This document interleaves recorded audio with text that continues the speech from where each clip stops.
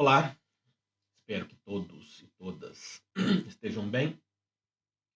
Hoje nós vamos tratar da relação de emprego seletista, tanto em sua estrutura clássica, quanto em relação às novas perspectivas que se apresentam a partir da interpretação e aplicação do artigo 3º da CLT.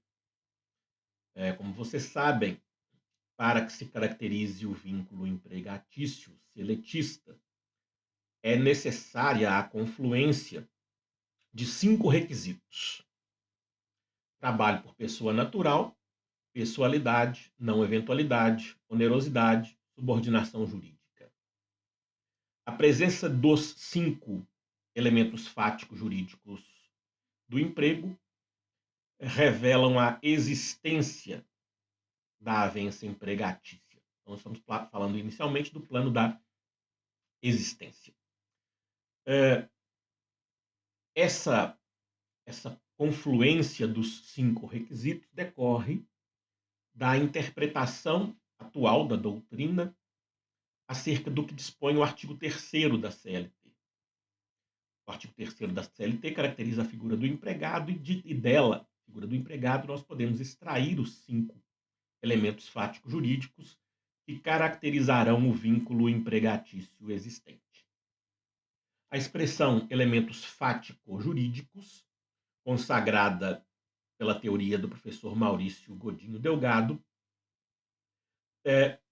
revela que nós temos que, inicialmente, compreender a realidade fática de uma prestação laborativa, para que dela, realidade fática, nós possamos extrair uma compreensão sobre a existência ou inexistência dos elementos jurídicos. Portanto, nós vamos partir sempre do fato sociojurídico, do fato social, do fato socioeconômico, e dele nós vamos extrair a existência ou inexistência do vínculo empregatício. Presentes os 5 requisitos do emprego, teremos a existência da relação empregatícia. Ausente qualquer deles, ausente qualquer um dos 5 requisitos, nós não teremos a relação empregatícia seletista.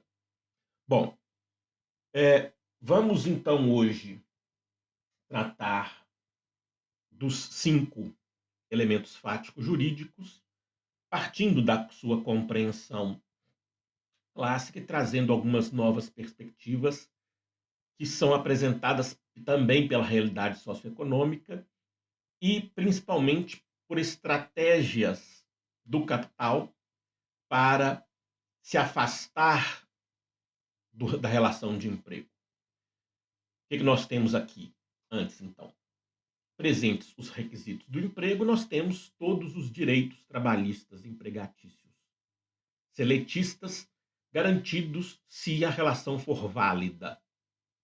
Sobre a validade jurídica da relação de emprego, nós temos outros vídeos, não vamos tratar agora. Mas se essa relação é existente e válida, se revela no plano fático, nós teremos, então, como consequência lógica e jurídica, a obrigação patronal de respeito aos direitos trabalhistas.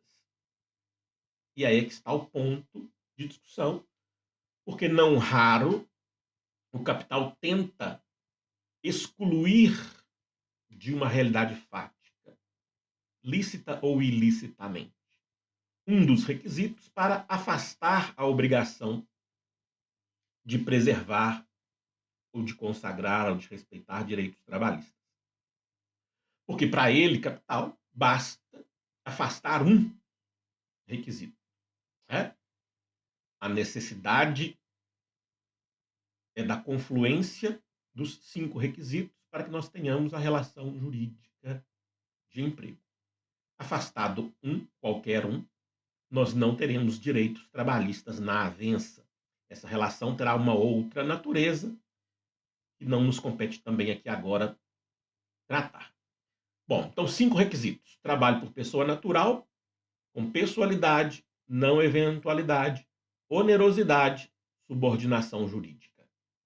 Vamos a eles. Primeiro, trabalho por pessoa natural ou trabalho por pessoa física, como queiram. Aqui há alguma obviedade no tema, porque o destinatário da proteção trabalhista é a pessoa natural, ou a destinatária é a pessoa natural, ou o direito do trabalho se constrói em torno da pessoa natural, melhor. Os direitos trabalhistas são consagrados, construídos, consolidados no mundo inteiro em torno da pessoa do trabalhador. Então, esse requisito não nos trazia muitos questionamentos até o final do século XX, início do XXI, porque o capital ainda não tinha se estruturado contra esse requisito de modo organizado como tem hoje. Então, era simples, o contratante contratava a pessoa natural e aí o primeiro requisito estava satisfeito. Ocorre que a cada dia se desenvolve no Brasil, com mais força, a figura da pejotização. Pejotização é uma expressão que vem de PJ, pessoa jurídica. Como a confluência de 5 requisitos ela é obrigatória, e como o afastamento de um deles afasta o vínculo empregatício, o capital tem se estruturado para deixar formalmente de contratar pessoa natural para formalmente contratar pessoa jurídica prestadora de serviços.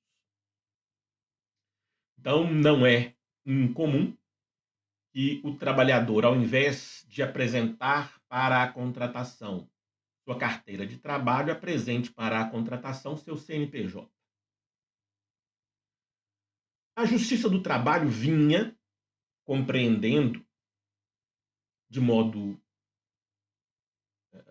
efetivo que o plano fático da relação deveria trazer a resposta jurídica. Ou seja, se no plano dos fatos esse trabalhador PJ se apresentava como pessoa natural, sem organizar os fatores de produção, sem obter lucros, se ele se apresentava sozinho, sem capital, sem ferramentas, sem sede, sem estabelecimento, sem empregados, ou seja, se aquele CNPJ se resumia à força de trabalho da pessoa natural, nada além disso, a Justiça do Trabalho vinha afastando a pejotização para fixar o requisito do trabalho por pessoa natural.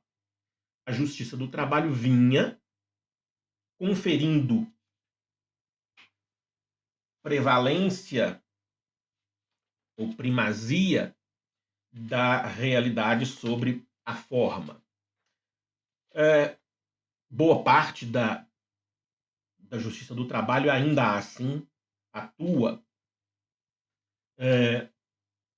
e essa ainda me parece ser, no primeiro e segundo graus de jurisdição, a forma de compreensão do fenômeno da pejotização. Aliás, ainda há que se desenvolver um tanto esse conceito, mas sempre me pareceu, pessoalmente, que o termo pejotização já traria em si a indicação de fraude.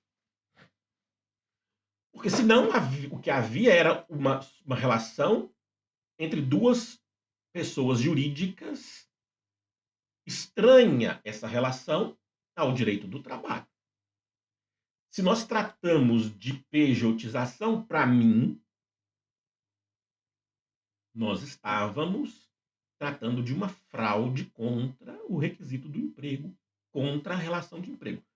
Mas, recentemente, o Supremo Tribunal Federal, ao analisar a terceirização, não estava tratando diretamente da pejotização.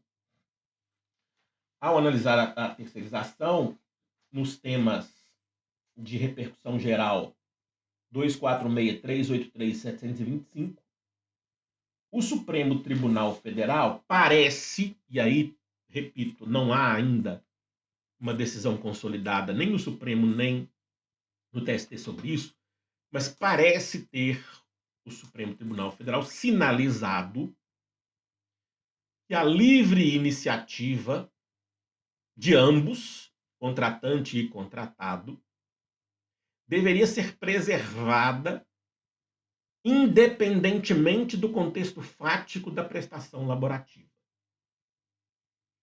O Supremo Tribunal Federal indicou, e há posicionamentos nesse sentido do ministro Luiz Roberto Barroso e do ministro Alexandre de Moraes, no sentido de que a livre iniciativa permite ao trabalhador escolher livremente ser PJ e que dessa escolha não deve resultar depois um questionamento judicial.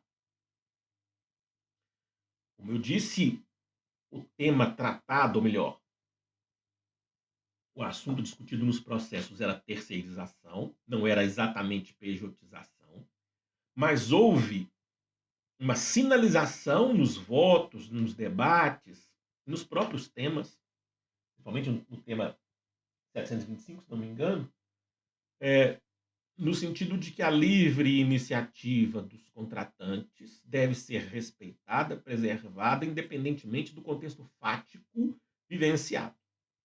Que a escolha pela pejotização afastaria a possibilidade de o trabalhador depois discutir vínculo de emprego no juízo trabalhista. Portanto, o tema da pejotização é ainda um tema em aberto. No primeiro e segundo graus de jurisdição, me parece que ainda há a análise do contexto fático. A prova processual poderá revelar, então, em primeiro e segundo graus de jurisdição, a fraude e afastar a pejotização para reconhecer vínculo empregatício.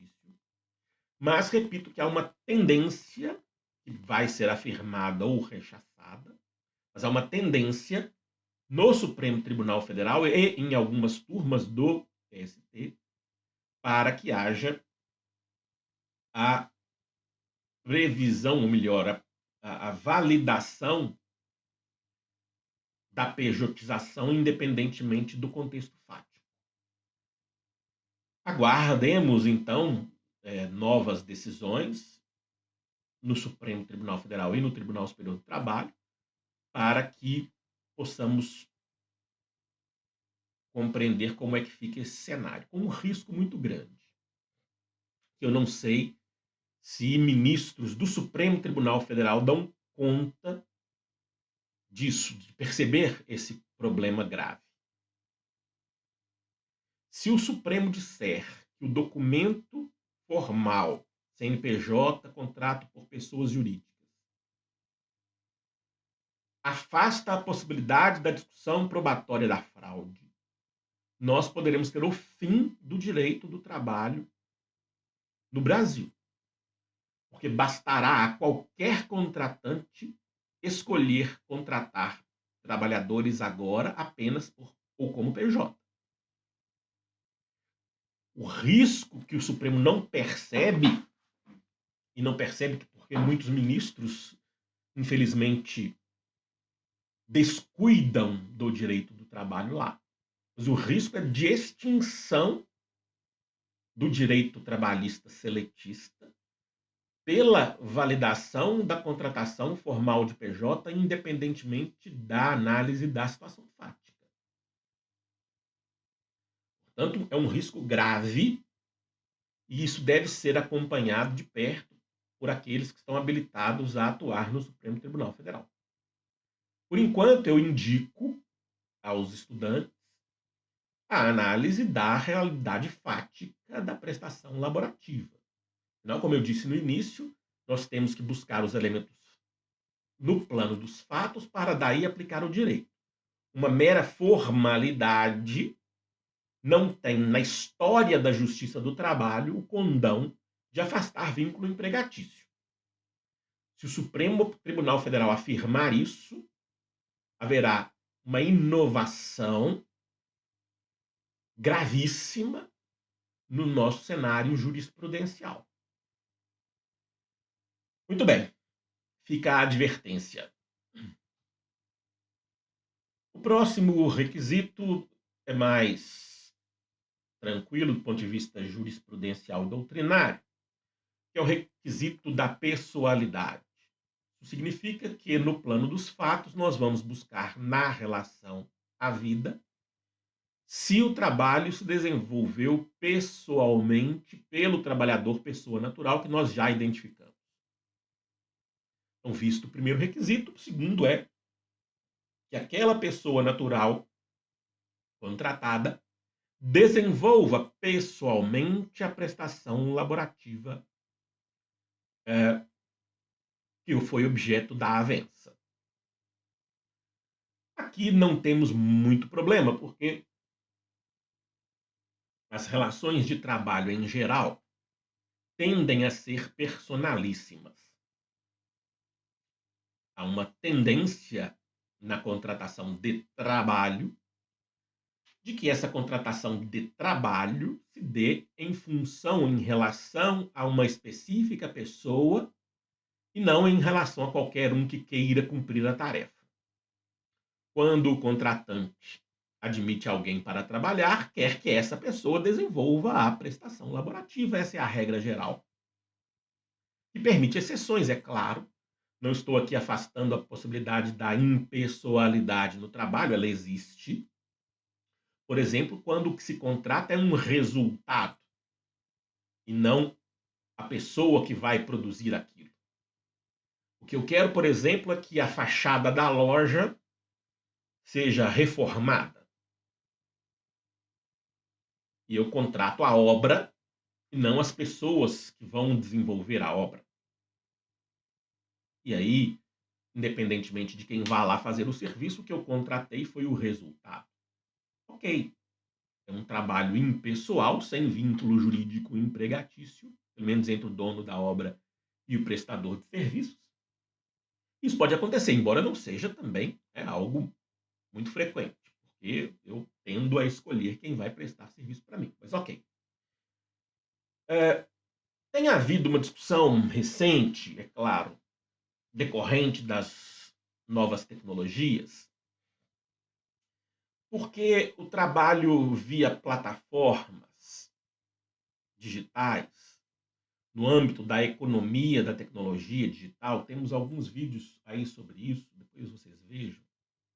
Mas o trabalho plataformizado, o trabalho desenvolvido por meio de aplicativos de celular, ele tende a permitir que qualquer um cumpra o trabalho, independentemente de quem seja.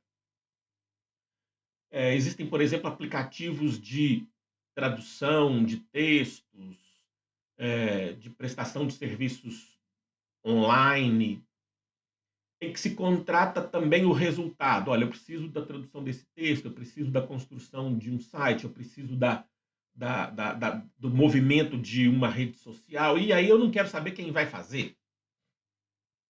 A plataforma direciona aquele trabalho para qualquer um que esteja em qualquer lugar do mundo habilitado a prestar os serviços. Ok, também. Essa nova tecnologia ela permite a contratação do resultado independentemente da pessoa. Menos frequente quando a prestação é in loco, não é? No plano físico dos fatos. Quando a prestação é digital, remota, ela permite mais facilmente a impessoalidade. Então, para que haja emprego, a relação deve se estabelecer intuito personae em relação ao trabalhador. O trabalhador, para ser empregado, tem que desenvolver por si a tarefa a ele confiada pelo contratante.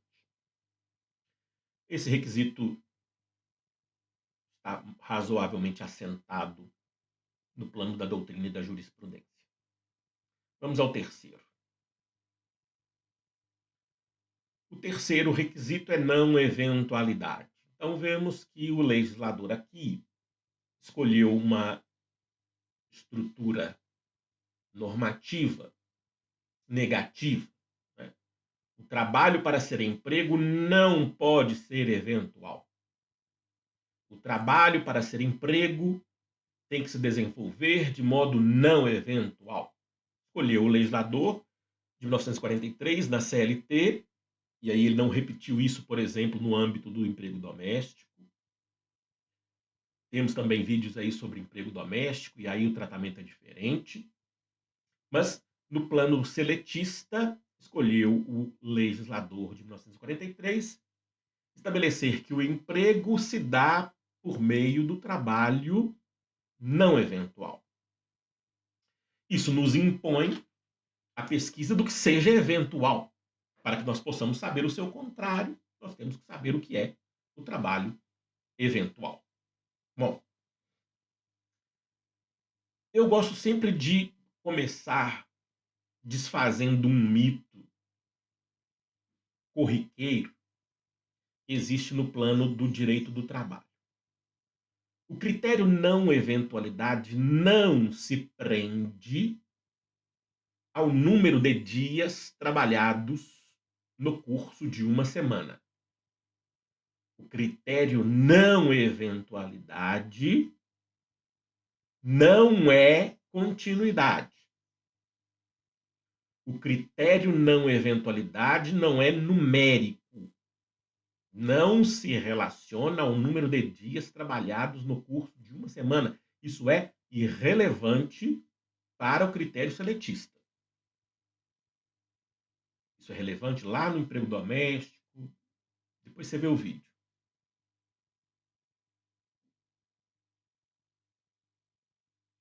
O critério não eventualidade nos impõe uma análise, de novo, do contexto fático, para que nós saibamos o que é e como é que foi firmada aquela contratação. O que é que foi feito ali? Por que se contratou? Bom, o que é eventual? Eventual é o incomum, é o esporádico, é o episódico, é o extraordinário. Eu já adianto que milito na teoria do evento. Eventual é a contratação episódica, ocasional, fortuita, extraordinária, que, portanto, não fixa vinculação empregatícia. O seu contrário, trabalho contratado de modo não eventual, é o comum, o corriqueiro, o esperado, o ordinário, independentemente de quantas vezes por semana se dá. Então, pela teoria do evento, o que eu vou buscar é qual foi o evento motivador da contratação. É um evento comum, corriqueiro, esperado, ordinário? Sim. Então, é algo não eventual. Por exemplo, um restaurante que apenas na noite de sábado tem uma alta afluência de consumidores, e aí ele monta uma estrutura na porta, que tem lá uma pessoa que vai fazer a recepção, vai anotar o número do telefone, vai formar uma fila lá, né, de pessoas que vão esperar para vagar uma mesa, e contrata uma pessoa para poder fazer a gestão desse fluxo no sábado, ou contrata pessoas para fazer a gestão e a recepção das pessoas para que elas possam esperar de modo mais agradável, e vão servindo algumas coisas lá na fila, ok, beleza. Apenas na noite de sábado. Mas é comum, corriqueiro, esperado e ordinário que toda noite de sábado haja um evento ensejador dessa grande contratação, dessa grande afluência de pessoas e a necessidade dessa trabalhadora ou desse trabalhador no local. Portanto, essa trabalhadora, esse trabalhador, naquele dia terá o seu contrato de emprego normal, porque será não eventual o seu trabalho, porque comum, corriqueiro, esperado e ordinário que naquele restaurante, naquela noite de sábado, haja um serviço de recepção, seja lá como queremos chamar esse trabalho. Então, nós temos que buscar, e aí eu só me filio à teoria do evento, já adianto, e para mim ela é suficiente, as demais podem até atuar em confirmação à teoria do evento, mas não a substituem, as demais teorias, com, com vênias àqueles que pensam em sentido contrário. Mas para mim basta explorar no plano fático qual foi o motivo da contratação, se foi algo comum, corriqueiro, esperado e ordinário. Então, trabalho não eventual, repito, friso, independentemente do número de vezes em que isso se dá no curso de uma semana. Já a teoria da fixação jurídica, da qual discordo se aplicada isoladamente, vai dizer que eventual é o trabalho que não se prende a uma única fonte. Eventual é aquele que faz trabalho para todo mundo, para qualquer um, independentemente de uma vinculação com um só. Não me parece razoável, porque o empregado ele pode ter quantos vínculos empregatícios ele puder ter. Eu gosto de citar o exemplo da minha categoria durante que eu vivenciei, participei, atuei, fui representado por ela, participei dessa categoria, fui representado pelo seu sindicato durante 15 anos, que é dos professores da iniciativa privada. Nada mais comum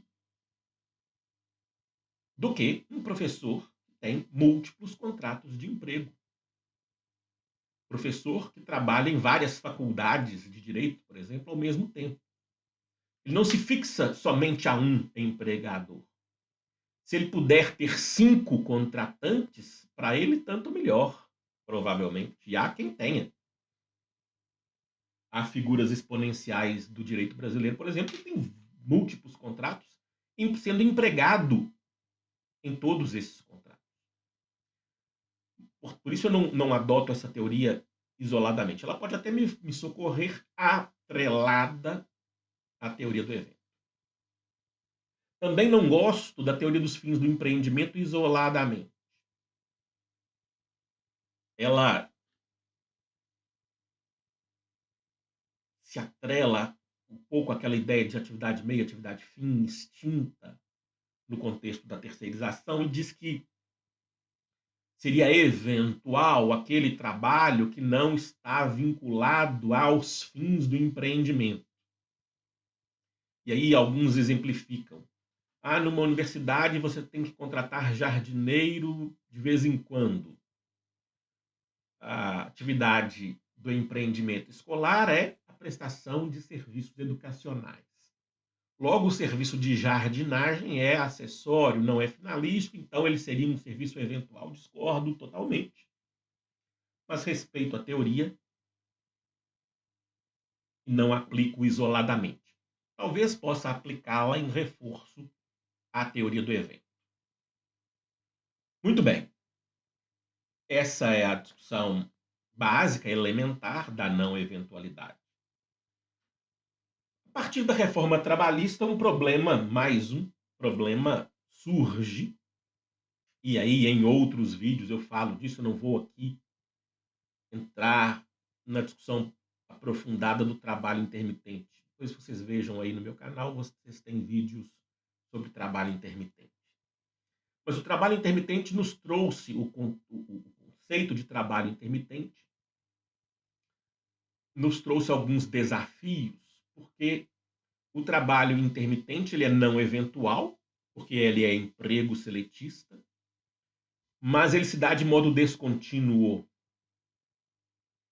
Então, inicialmente haveria um conflito teórico entre intermitência e não eventualidade, que ficou, pelo menos por enquanto, esse conflito dirimido no plano conceitual, nos conceitos que a doutrina vem apresentando sobre trabalho intermitente. Mas é só para destacar, então, que quando você for estudar trabalho intermitente, tem que se lembrar que o trabalho intermitente é, antes de qualquer coisa, um trabalho não eventual.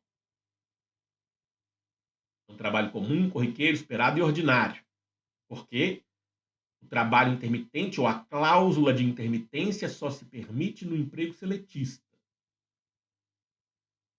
O legislador que escolheu isso, tá, gente? Eu que estou dizendo, não. O legislador é que escolheu. Bem ou mal, a escolha é dele. O trabalho é intermitente, se dá de modo descontínuo, mas é não eventual. Ok? Depois, quando você for estudar o trabalho intermitente, você terá mais oportunidades para essa discussão. Estou só destacando aqui que vai ter que enfrentar essa ideia. Repito, o trabalho intermitente ele é não eventual porque ele é emprego seletista. Então, sobre não eventualidades, fiquemos com a teoria do evento. Vamos buscar o porquê, o motivo, como foi essa contratação. É algo comum, corriqueiro, esperado, ordinário, é não eventual. Independentemente do número de dias em que há trabalho no curso da semana. Muito bem. Vamos ao próximo. Onerosidade. Aqui também, historicamente, nós não tínhamos problema, porque quem trabalha, independentemente de emprego, quem trabalha, de modo geral, com pouquíssimas exceções, quem trabalha é porque quer ganhar em troca. Trabalho oneroso é aquele que pressupõe obrigações recíprocas e contrapostas. Eu vendo o meu trabalho para alguém que compra. Eu só vendo o meu trabalho se alguém pagar. Aliás, é o que se espera no sistema capitalista, né? Essa ideia de colaboração, time, isso aí é falácia, com todo respeito à administração de empresas. Na relação capital-trabalho, os interesses são contrapostos, antagônicos, diferentes. Eu quero vender trabalho pelo melhor e maior preço e pelo menor tempo. O trabalhador tem, ou deve ter, consciente ou inconscientemente, esse interesse. Eu quero menos tempo e mais dinheiro. Interesse contraposto. Antagônico nesse sentido. E o patrão quer o quê? Mais horas, mais trabalho por menos dinheiro. Então a onerosidade se dá e se apresenta nesse plano. Os interesses estão contrapostos. E há também obrigações recíprocas. Eu me obrigo a trabalhar e ele obriga a me pagar. Então, o trabalho oneroso pressupõe interesses contrapostos com obrigações também recíprocas e contrapostas. Objetivamente, a onerosidade se mede com a entrega da contraprestação. Então, eu presto o meu trabalho e o contratante paga a contraprestação. Então, no plano objetivo, a onerosidade se mede pela entrega da contraprestação, normalmente em dinheiro.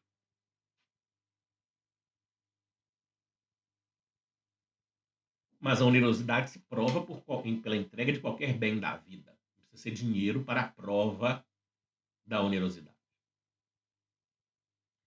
Às vezes, há a necessidade da pesquisa da onerosidade no plano subjetivo. Não houve contraprestação. O contratante não pagou nada. Mas qual era a intenção das partes naquela relação? A gente, às vezes, e assim excepcionalmente, nós temos que buscar isso. Imaginemos que o contratante simplesmente não pague. Porque ele escraviza, porque ele é mau pagador, porque ele... qualquer motivo ele não paga. Nós temos que buscar qual foi a intenção do trabalhador ao se inserir na avença. Nesse caso, se a intenção do trabalhador era receber contraprestação por trabalho, então, no plano subjetivo, ainda há relação onerosa. Normalmente, na imensa maioria dos casos, a onerosidade se revela no plano objetivo pela entrega da contraprestação. O contrário disso é trabalho voluntário. E aí nós temos vídeos aí também que tratam de trabalho voluntário. Aí é outra coisa, é o trabalho gracioso, é o trabalho altruístico, é o trabalho não oneroso. Existe também, né, menor frequência.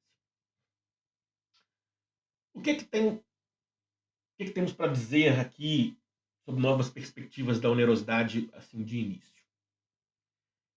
É que tem havido, nesse século XXI, uma tendência à exacerbação da onerosidade pela inflexão, pela redução da participação da subordinação jurídica em diversas relações. O capital percebeu, e assim, sempre uma estratégia muito exitosa do capital, muito pensada, a estruturação produtiva do capital na economia da tecnologia digital, principalmente, mas não só, o capital tem percebido que é mais fácil exercer poder pelo dinheiro do que pelas ordens. E aí, entre aspas, ordens no sentido de subordinação.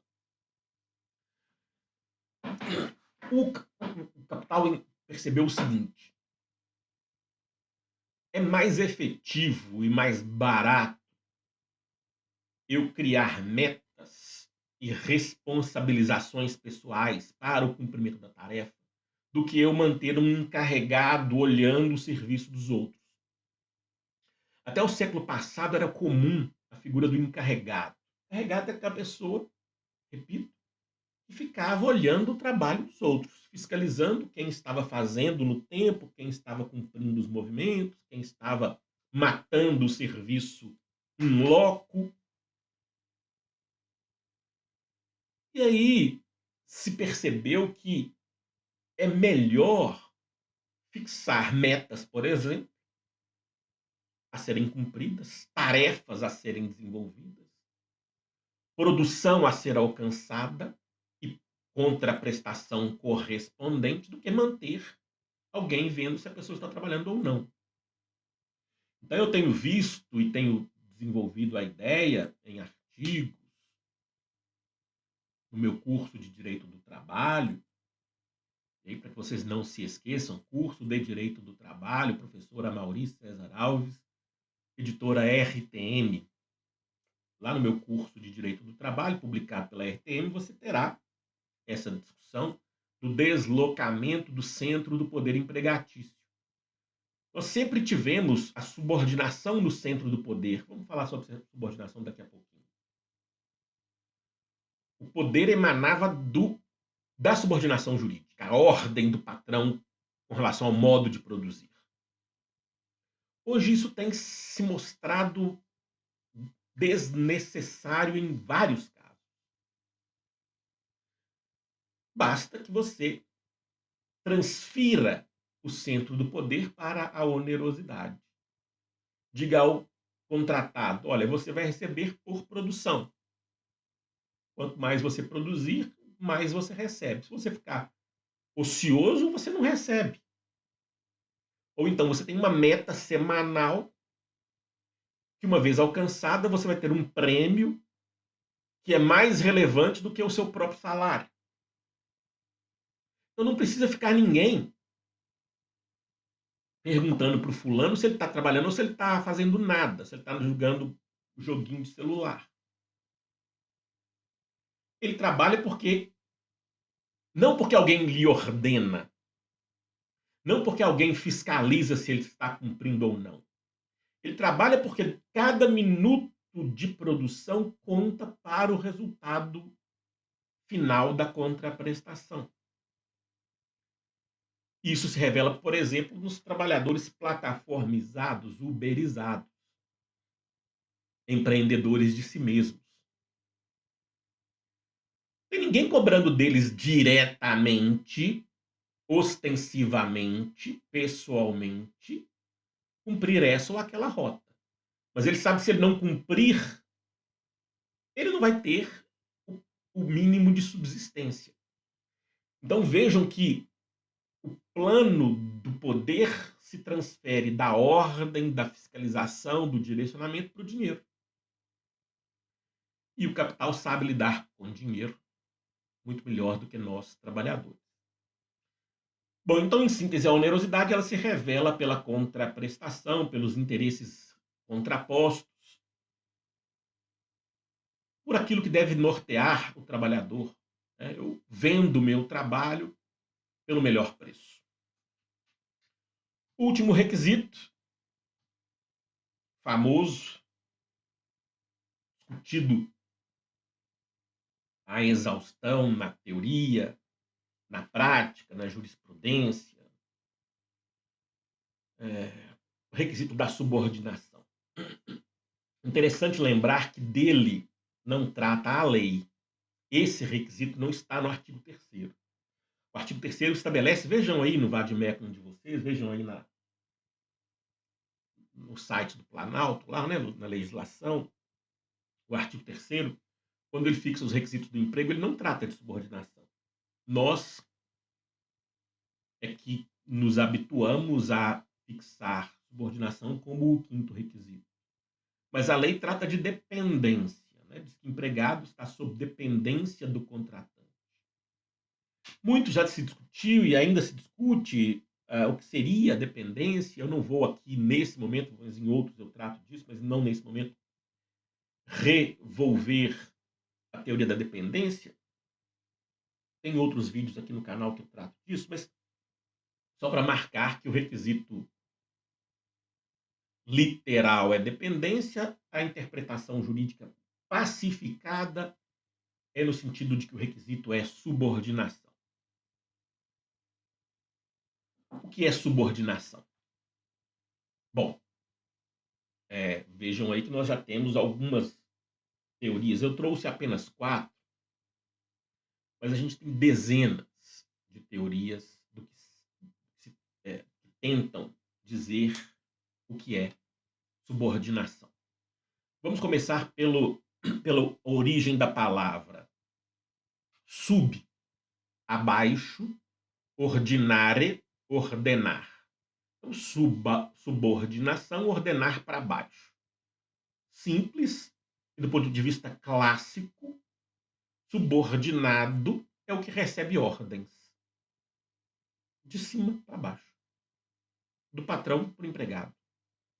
Subordinado, do ponto de vista clássico, é aquele que recebe ordens do contratante quanto ao modo da prestação laborativa. Quando a gente discute o exercício do poder, nós discutimos os limites dessa subordinação. Aqui não vem ao caso, mas subordinação clássica, então, diz respeito ao modo da prestação laborativa. Quem é que define o modo da prestação laborativa? Se o trabalhador é subordinado, quem define o modo da prestação laborativa é o contratante. E o contrário? O contrário de subordinado é o autônomo. Auto próprio, nomos, regra.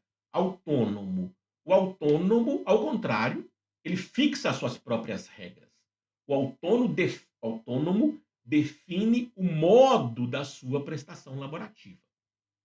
Já o subordinado, que nós estamos aqui analisando, ele tem alguém, do ponto de vista clássico, que define por ele o modo da prestação laborativa. Então, a subordinação clássica, aplicada na imensa maioria dos casos, ela exige uma pesquisa no plano fático sobre quem é que define os modos de trabalhar. Se quem fixa o modo da prestação laborativa é o contratante, então o trabalhador é subordinado. Se quem dita as próprias regras quanto ao modo de trabalhar é o contratado, o trabalhador, então ele é autônomo. Do ponto de vista clássico, é isso. E na maioria dos casos não precisamos ir muito além disso. Ocorre que, desde o final do século passado, tem havido uma discussão sobre situações de trabalho em que não há a figura da ordem direta de cima para baixo, não há a presença de ordens diretas quanto ao modo de trabalhar, mas também não há autonomia. Alguns tratam de crise da subordinação clássica. Vocês vão ver, talvez o assunto de direito material do trabalho mais teorizado do Brasil, talvez seja o tema da subordinação. Vocês têm obras, livros, cursos, artigos científicos para todos os gostos, de todos os matizes. Escolha a sua linha. Você tem dezenas de teorias em torno da subordinação jurídica. Uma pesquisa muito boa de se fazer, aliás. Eu trouxe 3 aqui, que me parecem as mais relevantes atualmente. Eu gostaria de brevemente apresentar para vocês, porque, como eu disse, às vezes nós não conseguimos resolver a pesquisa fática na dicotomia subordinação clássica versus autonomia. Às vezes, nós não vamos perceber nem ordens expressas diretas de cima para baixo e nem autonomia no sentido de o trabalhador dar as próprias regras sobre o seu trabalho.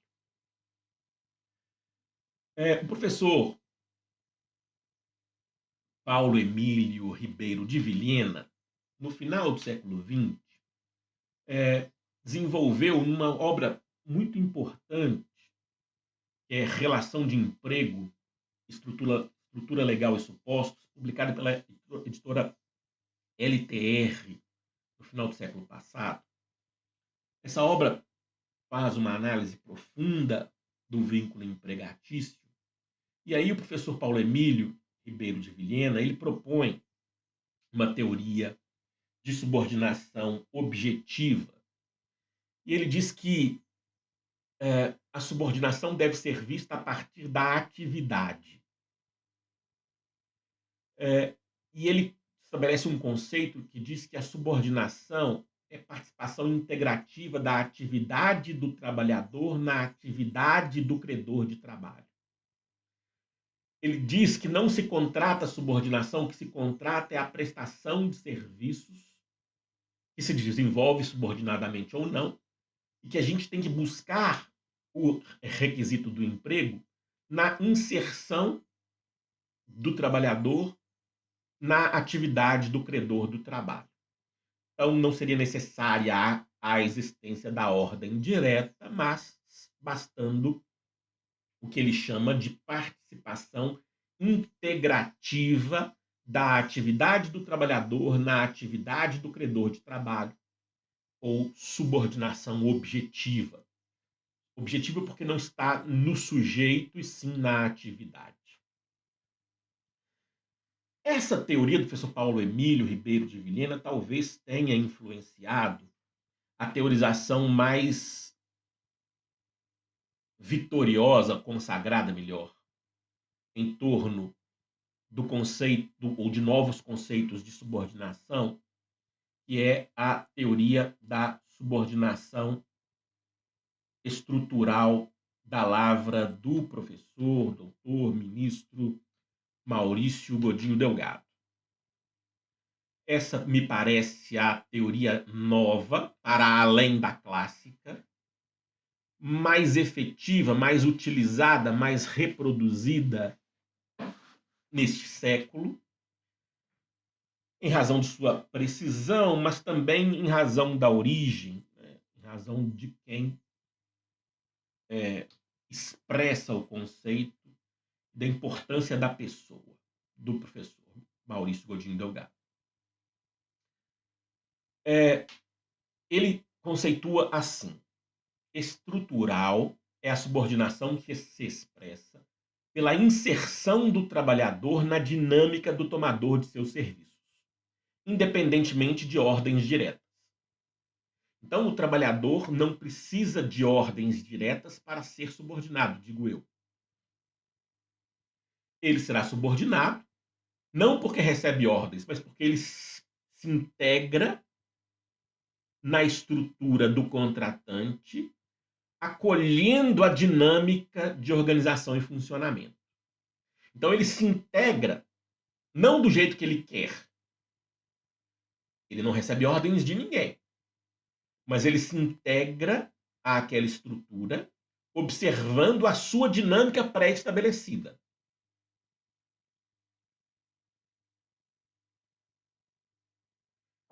Se ele chega no estabelecimento e trabalha do jeito que quer, como quer, independentemente se a empresa é a empresa A, B, C ou D, se o estabelecimento é X, Y, Z, ele faz sempre do mesmo jeito, do jeito que quer, é autônomo. Agora, se ele se integra naquela estrutura empresarial, observando sua dinâmica de organização e funcionamento, ele estará subordinado estruturalmente. Há quem negue, e não são poucos, que exista subordinação para além da clássica. E há críticas à subordinação estrutural, porque dizem seus críticos que ela não deixa espaço fático jurídico para a autonomia. Ao dizerem essas pessoas que criticam que não há espaço nenhum que permita uma inserção laborativa fora da dinâmica de organização e funcionamento já estabelecida.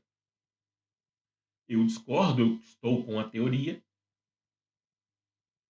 e ela vem sendo aplicada amplamente, está consagrada a teoria da subordinação estrutural na maioria dos tribunais, na maioria das turmas do Tribunal Superior do Trabalho. Para terminar, um conceito mais recente e muito importante é o de subordinação algorítmica. Esse conceito é importante na uberização, na plataformização, na economia da tecnologia digital. Porque nós não temos ali subordinação clássica, nem subordinação objetiva, talvez, um resíduo de subordinação estrutural, talvez, mas nós temos claramente subordinação algorítmica, porque não tem ninguém que vai dar ordens ao trabalhador, mas existe um algoritmo, existe um software, existe uma plataforma que molda o modo da prestação laborativa. O próprio ritmo do trabalho influencia o algoritmo e o algoritmo, em troca, influencia o trabalho. É uma retroalimentação. Novos tempos, novos modos de produzir, e o direito do trabalho tem que dar novas respostas. Eu desenvolvi recentemente um conceito de subordinação algorítmica, embora haja tantos outros, né, que vocês podem pesquisar, mas eu digo o seguinte: subordinação algorítmica é elemento fático inerente à relação de trabalho na economia da tecnologia digital, em que o contratante exerce o poder diretivo valendo-se de controle indireto do trabalho por meio de roteiro sequencial de instruções digitais que resultam em comandos a serem executados pelo trabalhador, cuja prestação laborativa é mediada pelo uso de aplicativos ou outros meios tecnológicos. Então, no centro do conceito, nós temos um roteiro sequencial de instruções digitais que são dadas indiretamente ao trabalhador, ele é levado a cumprir esse roteiro, consciente ou inconscientemente, para que ele tenha um resultado mínimo do seu trabalho. Esse também é um conceito em construção, você pode ver outros tantos aí em outros autores, mas que vai se consolidar neste século XXI, porque, como eu tendo a dizer, é o século da tecnologia, da contratação de pessoas via plataformas, então esse conceito vai se desenvolver cada vez mais. Trabalhadores uberizados já sentem a subordinação algorítmica e outros também deverão ter essa experiência no futuro. Normalmente, então, para finalizar, a gente resolve os casos nossos do dia a dia com subordinação clássica. Ordens patronais quanto ao modo da prestação laborativa. Não havendo ordens expressas, explícitas, diretas, de cima para baixo, busquemos outros caminhos, e aí o que não falta é teoria acerca do caso, ou acerca do requisito do emprego. E aí, a partir do caso concreto, nós aplicamos uma ou outra teoria. Bom, então, sobre vínculo empregatício, análise do artigo 3º da CLT na clássica e nas novas perspectivas, eram esses os meus apontamentos. Eu agradeço novamente a participação de vocês aí nos comentários, dá um joinha para nós, indica para o seu colega que está fazendo o curso de Direito ou que está se preparando para o concurso público, se preparando para o exame de ordem. Indica aí o nosso canal, fortalece a gente aí. Muito obrigado, um abraço, bons estudos.